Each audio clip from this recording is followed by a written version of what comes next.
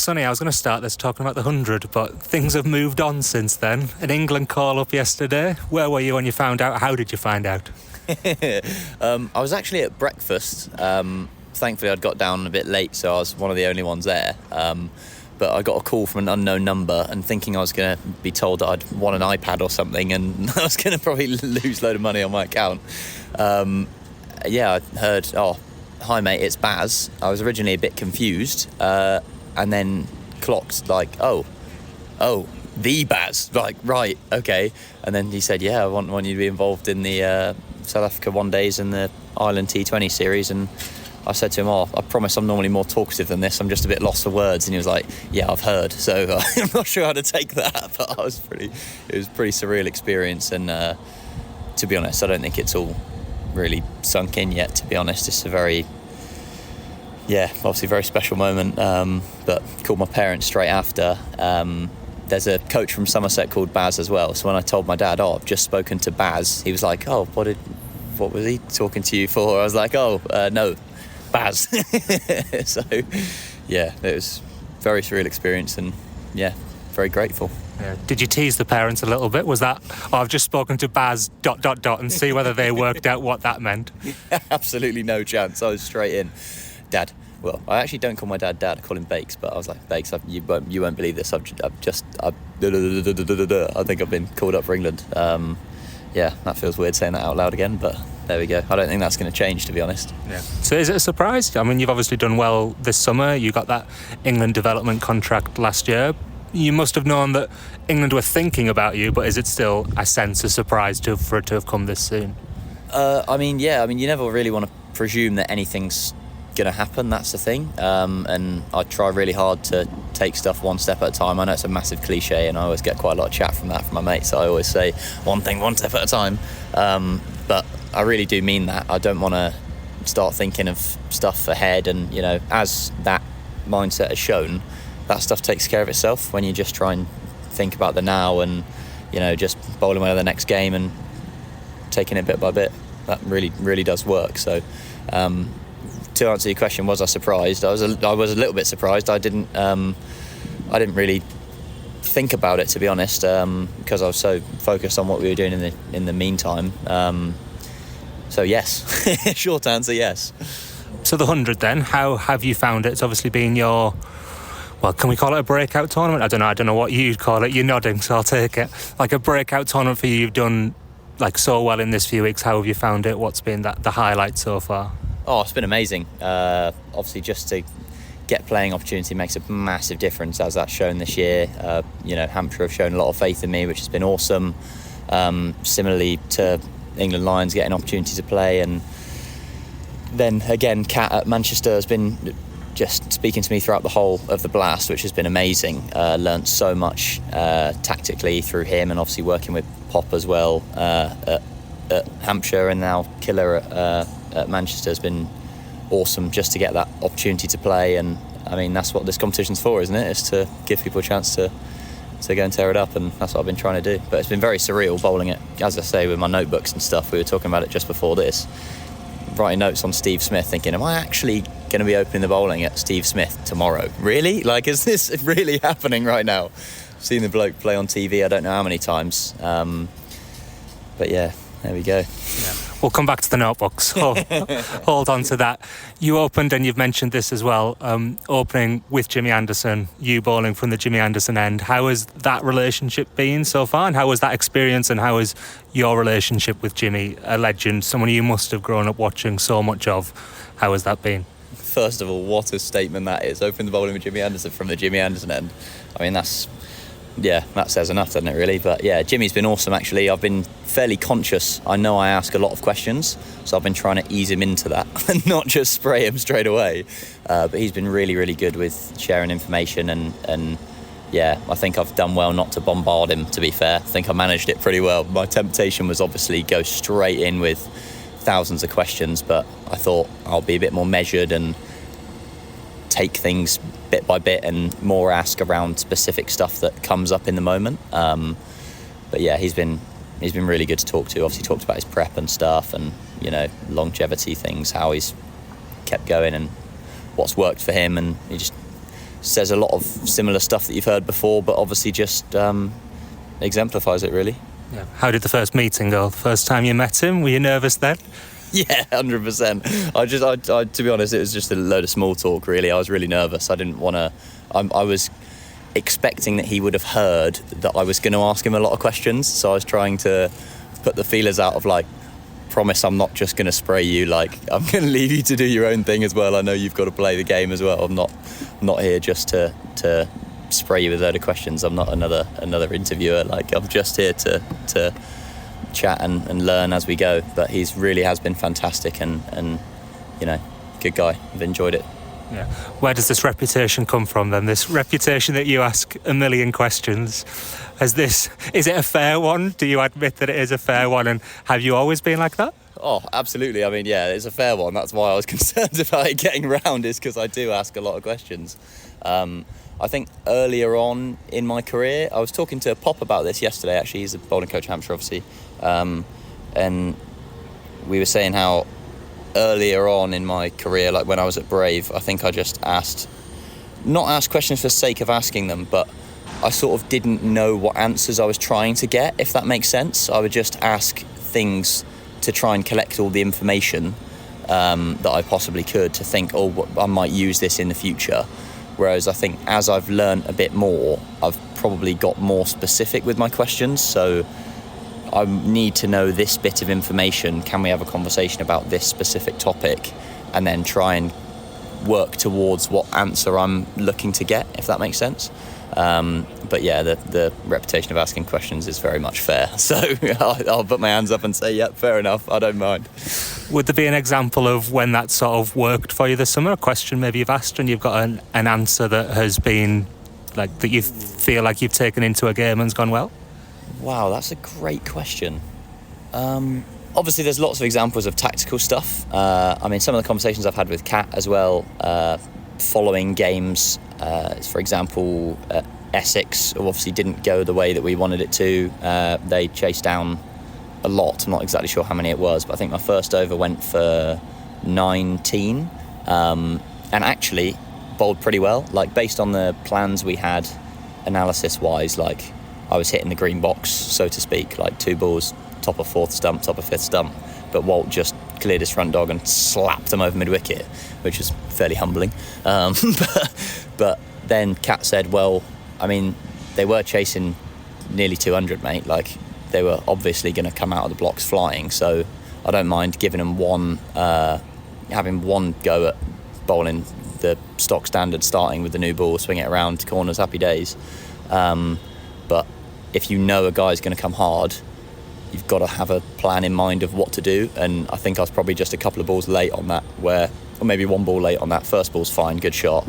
Second ball, same area, another similar shot. You're like, okay, well, now I probably need to mix my pace or go to my Yorker or do something different. And getting yourself ahead of the rate in the over would always be a good thing. So starting with your best ball of, if I want a dot, because I know they're going to come hard, I might mix my pace straight away, because that's the last thing people are going to expect if you're somebody who bowls 90 mile an hour is, why is this 72 mile an hour off cutter about? So yeah, I think that was probably the biggest tactical learning, is more what are they actually trying to look to do before you even start, rather than waiting and being reactive. So that was probably a good conversation I had with Kat specifically. But there'll be lots of different examples of that. That's just probably one I've come off with the top of my head. Yeah. Was that spell against David Warner, those first 10 balls, the most fun you've had this summer? Oh, I mean, similarly, pretty surreal. And I mean, I can't really complain. As I said, he's been one of the best batters in the world for a long time. And, you know, to bowl like that and have the ball swing in that way, over the wicket, across him, yeah, pretty surreal. So definitely. Was there much response? Because I sense, are someone who likes to get in the battle with him. Was he giving anything back out there? I've never been, am I giving David Warner any chat? He would take me down. Similarly to Johnny, I just leave him alone. Like, I know he's a guy who gets real fizzed up for the competition, and similarly has also been one of the best white ball batters in the world for a long time. Played in the IPL, I don't know how many times, both of them. So, you know, obviously a lot of respect there from someone who's not done a great deal yet. So, dishing out chat's probably not the play, I don't think. Just leave them to it. I don't mind having a smile and a joke. Like I bowled a couple down leg side at Davey going pace off, and then he said something along the lines of, I thought you were going to go 3 on the bump there after I bowled a Yorker, and it was like a dot ball or 1, I think. And then I think I said, I thought I was too. I thought I was worried I was going to go 3 wides on the bump again. But they're guys who get fizzed up from competition, so some people you're just better off leaving them alone, and those 2 are probably in that category, I'd say. Yeah. The notebook then. Tell me, where did this start? So this is, you take notes on every batter you face, before you face them, after you face them, is that right? When did that start firstly, and how has it come along since then? To be honest, I think since I've started getting analysis on batters, I've written it down. I think probably part of that is just revision from school. You're used to writing stuff down and retaining information that way, and then probably once it started becoming a bit of a routine, it sort of built into, well, this is part of my prep now, this is what I do. I've got an analysis pack on guys from obviously the analysts we have, but I'll also compare that, like cross-reference it with the notes that I've already got on people if I've played them before, or because often the analysis is the same thing, because if batters drastically change their game over a 2-year period, that's a real good effort. Generally, if guys are really strong hitting square, they'll still be really strong hitting square because that's their strength, right? Or power hitters hit a certain way. Obviously, sometimes people get better at certain things, but then you just adapt the notes as you go. But I've just found it's something that keeps me involved in the analysis stuff and really remember it enough that it's information that's on tap and not something that I'm battling and struggling to try and remember when I'm out there, because that would be an absolute nightmare if you're not really sure. Oh, hang on a minute, was I meant to bowl wide or straight Yorkers at this guy? And then you pick the wrong one because you weren't sure. You can't really justify that to yourself at the end of the game. Whereas if you're trying to bowl straight Yorkers and you miss and you get hit for 6, you can live with that, especially if you know that's the percentage play. And yeah, similarly, I think probably while I was at Rockets the first year, was lucky enough to spend a lot of time with Wahab Riaz, but he was injured and I was realistically unlikely to play, but had just been pulled into, if someone else gets injured, give him a go, why not, type thing, I think. And got the opportunity to ask him loads of questions, learn from him about reverse swing, about death bowling plans, fields, ways he manages his body, how much. One of the things I've learned from him as well was trying to work out how far to go through the gears. I think Barks and Pop have really helped me understand what that actually meant when he was saying it. I don't think I understood that at the time. There's just other things like that I write down in my notebook. Got all sorts of different things, plans for winters, training plans, what I think I'm going to do with my time to try and use it most effectively, all sorts of stuff, to be honest, loads of different things. Yeah, I mean, we were using it for cards the other day as well, so not the most efficient use of the notebook, but it was it was good fun. Yeah, and I think Freddie Flintoff when he was Lions coach for the winter, had a bit of a word about it, didn't he? I think that you've said in an interview before, it was not something he'd have used. Is that fair to say? Yeah, well, I'm not sure. I wasn't around when Fred was playing and doing his analysis stuff, but I think he probably views the game slightly differently. I mean, he's probably changed now a little bit, like his planning of the training camp we did in Abu Dhabi. I know it was obviously with the rest of the group as well, Killer included in that, Scotty managing it really well, the S&C.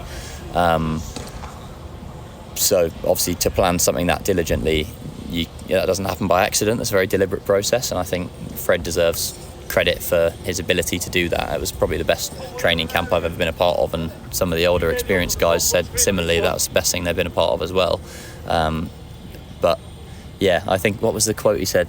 We're very different characters or something like that, which people were like, oh, not sure quite how to take that, but I did ask him for clarification on that, I think, at the time. And he was like, I just meant by your notebook and stuff, we're just so different. It's really funny, 2 different people going about it differently, and I think he loves it, seems to get on really well, so no complaints my end. Yeah, good.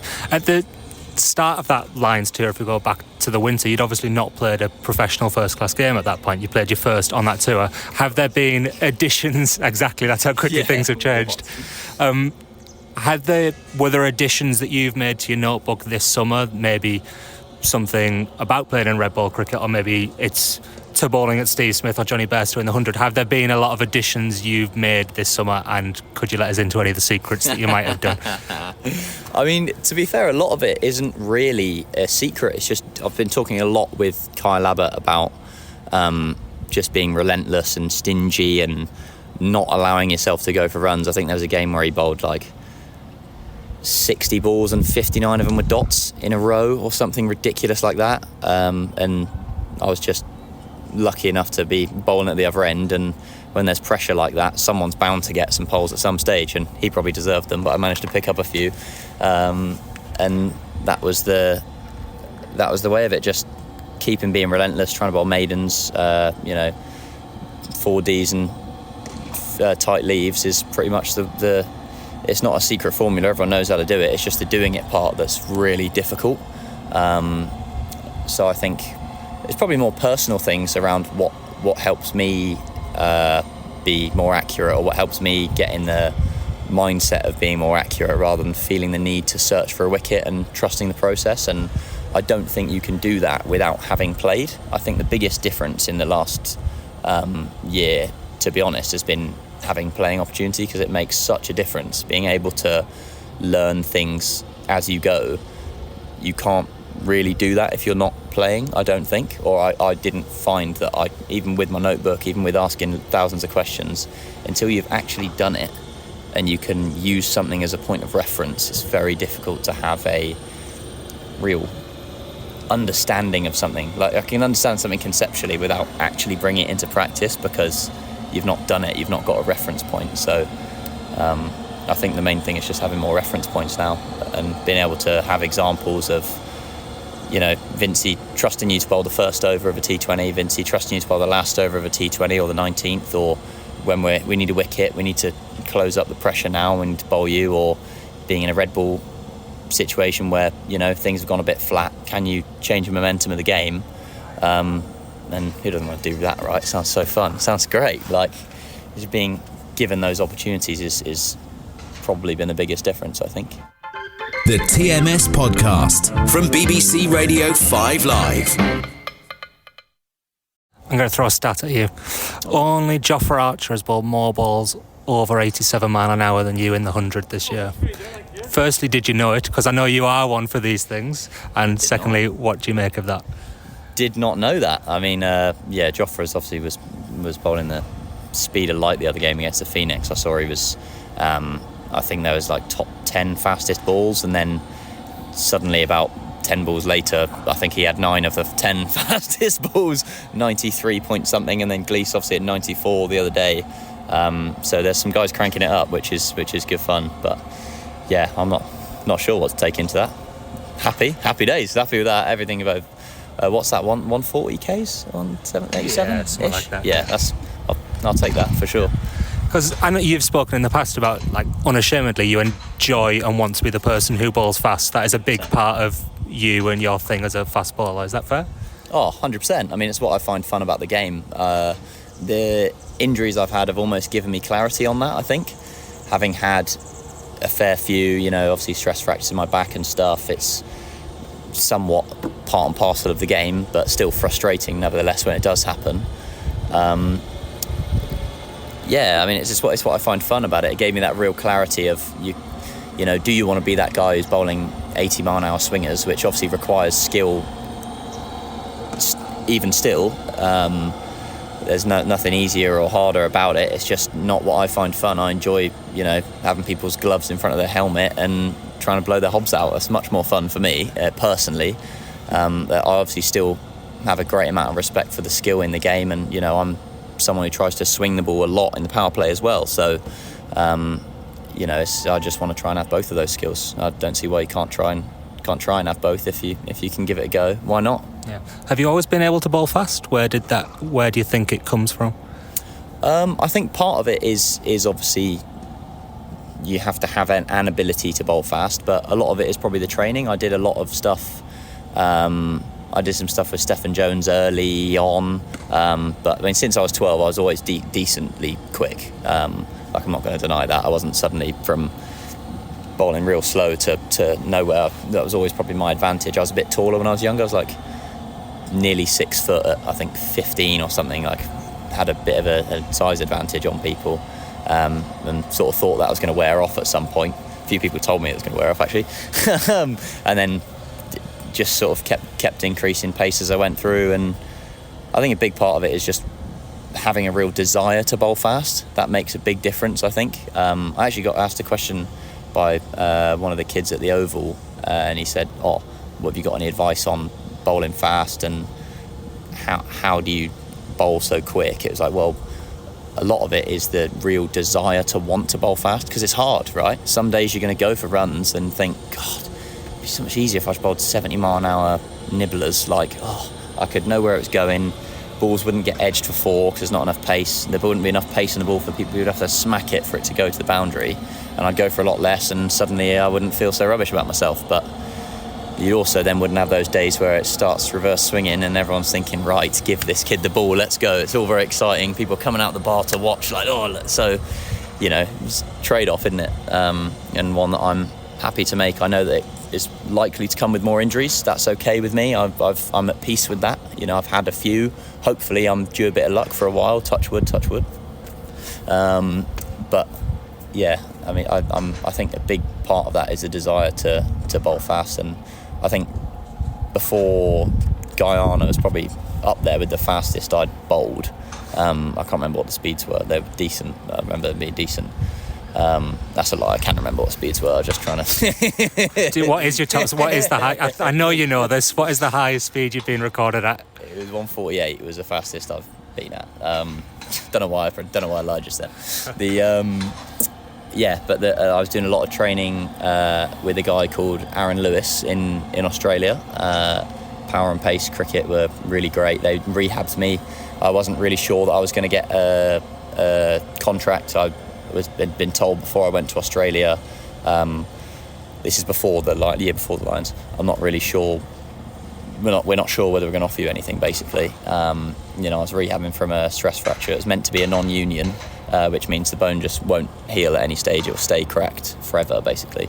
And then had a scan while I was over there after doing a load of rehab with him, and obviously did some bits nutritionally as well, which was great. But the bone had healed and came back and felt in great nick, and then carried on doing his drills and stuff. I still do them now. And I think that's probably played a big part in the ball speeds I've been able to get up to as well. And I've probably noticed that as I've been playing more and you get less opportunity to train, you gradually start dropping off a little bit. But whether that's just general systemic fatigue or what, I'm not sure. But we'll see. Hoping to crank it up at some point in this tournament, that's for sure. Is the science of fast bowling something you've always been interested in? Is that like a bit of a fast bowling nerd to some extent? I can probably think of a better way of phrasing it, but you know what I mean. Yeah, no insult taken at all, no offence taken. Definitely. I think I studied biology when I was younger. I've always been interested in human performance and general things because when I was injured originally, I was trying to get into Oxford unsuccessfully, by the way, for biology, but gave it a decent crack, and did a lot of extra reading and things, and my main things were around human performance, because I felt I got twice the bang for my buck, in that even if this all doesn't work out, I haven't just read a load of books on, human development for the sake of reading them. I've read stuff on things I find interesting, and human performance and diet and food science and general nutrition stuff, like what things I could get out of the reading, and fast bowling stuff thereafter has been very similar. I've always found Steph's stuff really interesting. He was obviously at Wellington College and I was at King's, so it's close enough, and he's good enough. He sent me a message actually after to say congratulations, and obviously Aaron did as well, and they were working together at one point. I think they've gone their separate ways now, which is cool, but those guys have both definitely supported me. Probably Aaron slightly more hands-on, but yeah, still Steph's stuff conceptually has always been really interesting to me.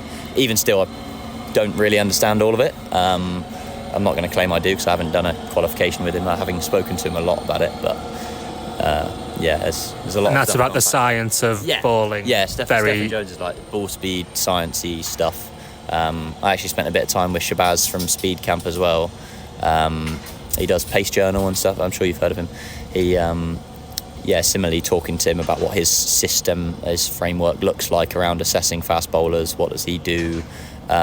He's given me a lot of nutritional advice, which has been really do think has made a difference. A guy called Pete Marcasciano works with him. What tweaks have you made? Have you made any specific tweaks that you've made? Yeah, I mean, all sorts of stuff. It's just around optimising things, generally speaking. A lot of it. Have you heard of bone broth? It's gone a bit popular now, actually. But it's what I think made a big difference to my healing in my back. One of my mates actually has been injured. He plays for Gloucester at the minute. He's got a stress fracture. He was talking to me about what I did nutritionally, how I was doing. Obviously talked about just having a rough time of it as well. I can fully empathise with that. And we were talking about bone broth and how it makes a bit of a difference. Got a package actually from a juice company recently, which is good. Hoping to work with them a bit more moving forwards, which will be exciting. Got a sponsorship with the butchers at Hampshire as well. So nutritionally, I've been so it's protein. Pretty on it. Is it? Is that what is needed? It's for the uneducated. Things. Is that what it needs? Explain bone broth to me then. Bone broth. It's just got. So you basically put bones in boiling water, same as like a slow cooker. You just basically dissolves the minerals out of the bone. So obviously you get collagen in there as well if you've got any marrow in, or you chuck your root veg or whatever in there, a bit of black pepper. And one, it tastes quite nice, but two, the nutrients you get from it are specific to bone healing because they've obviously all the minerals that have been drained out of bone. So just meant to help speed up that process and how often a day are you taking that in, or how often in a week or whatever? I'll try and do it every day if I can. It's just obviously difficult with travel and stuff. It makes it harder. Similarly with juices and other, being on point with nutrition while you're traveling is very difficult. But I try where I can. And you can live with it if you're trying and you don't quite manage it, then you can live with it. But there's a restaurant called Pho that does bone broth as well, actually, extra broth. So my girlfriend was up having something noodle soup from there, and I was like, oh great, I'll just have a little extra bone broth, thanks very much, which is really good. It's obviously can't guarantee what they've put in it, so it's always a bit like, is it actually bone broth or is it just chicken meat broth? I don't really know, hoping it's bone broth, but if you do what you can, I suppose. There's some other packaged things you can get from bone broth and stuff, but yeah, that, and I think that's made quite a big difference to my nutrition, because touch wood so far, actually I'm not going to say that, but I've been more fortunate with injuries related to spines since, so who knows whether that plays a part or it's placebo. Even if it is placebo, an effect's an effect, right? So I'm not going to stop doing it, that's for sure. As you've mentioned, Australia's played quite a key part already in your career at young stage. Been there the last 2 winters. What have you learnt about bowling there? And you're probably guessing the question that may then come after this. Well, I mean, that'd be good fun, wouldn't it? But the main thing around Australia would be there's pace and bounce, obviously. Tracks are harder, so it actually wasn't that much swing, other than when I bowled with a brand new ball, there wasn't that much swing. But similarly, bowling with a kookaburra in the games here, you really notice a difference when the ball goes soft. So even when it's hard tracks, when the ball goes soft, it's tough. So it's either trying to be absolutely relentless with your line and have straighter fields and have guys caught in front, or, obviously still use your bouncer. Actually, I think Fred was talking about the line at which you can bowl your bouncer once I think he used the expression, I'm not sure if it was Fred, but let's say it was, it feels like the air's gone out of the ball type thing, where it's like you're whacking it in and it's just going and looping over the batter to the keeper. You're like, oh mate, come on, please. I promise that was 87 out of hand. It's not even making it to keeper. Especially on some of the wickets we've played on in the kookaburra stuff here, really notice that. So it's more the line around your bumpers. Like if you're doing that and it's shoulder high on 5th stump, guys are going to absolutely smack that over mid-wicket, so it's pointless. Whereas if you're leg side of guys, like over their left shoulder, you've got one chance of a glove to short leg, another chance of a top edge on the way through. Chance on the top edge on the way through, then you've got a glove to short leg, then you can almost get them on the way back through if it dies, and glove again, they caught back up with it. So you give yourself more chance, and also you can control where the ball goes. So if I bowl at 5th stump, guy could back away or try and guide it. If it's pace and bounce, they could try and take it down there, they could top edge it could go over the keeper, it could go anywhere. Whereas if I'm keeping it on the left hand side of their shoulder, obviously right hand batter, left shoulder, I know the ball's only realistically, if I'm over the wicket, going to go in that direction, over towards maybe in front of square, round back to fine leg, so I can set a field for that and I have an idea of where it's going. So yeah, I think just things like that. And using my wobble seamer, I didn't really use wobble seam very much, but in the games in Australia, I basically just learnt it on the fly, really. It was like, right, I have to do something with it because I can't swing it because the ball's not going to swing. And sometimes, to be honest, another big learning is sometimes it's not your fault when the ball's not swinging. Like, I used to probably, because I've done so much work on my wrist, get a bit annoyed and beat myself up a bit. I'm like, I've lost my wrist again, I'm not swinging it. It's like, well, no, mate, the ball's just 40 overs old and wet. Like, you're not going to swing that, it's a rock. Don't bother. Just try and bowl wobble seam, and if it hits the rope, it hits the rope, great. And if it doesn't, just more important about where it's trying to do something from. So if you're smacking it into channel, 4th stump, hard length, in ours, bit of carry, guys can back foot nick, glove behind, happy days, tough scoring shot, back foot punch. Whereas here, especially the utilita, has been more knee roll, try and get people come forward and hit it straight, because it's more likely to nip back, stay low type thing than it will be blowing their gloves off and keeper taking it over their head, that's for sure. So yeah, I think it's just being a bit more accurate with what skill you're trying to deliver. I think that's the main thing, is where is the ball doing something from? Because, you know, even when the ball's not doing anything, Kyle Abbott can go at 0.001 and over. That's great skill to have, right? Like, you can control the rate, the game's not going anywhere, and eventually batters are going to go, right, I've had enough of this, I'm taking this guy down. Oh no, I've hit it straight up the chute, cheers, see you later, bud. And then you end up with 4 for next to nothing, like he has basically every game. So he's been exemplary with that. And if it is needed this winter, the bowling in Australia, has there been a note made about Steve Smith from that experience bowling tour? And whatever it may be, is there a note in the notebook that you may refer back on if it's needed? I'll refer back to notes on any batters, but yeah, I mean, obviously Steve Smith is one of the Red Bull goats, so it'd be definitely be coming back to that analysis if I end up using it. But I mean, let's just worry about the next few games first. I think let's not get too far ahead of ourselves. We've got a 100 to try and win, and then a South Africa series to try and win, and then Ireland series to try and win way before we think about any of all of that stuff. But no, I do appreciate the question though.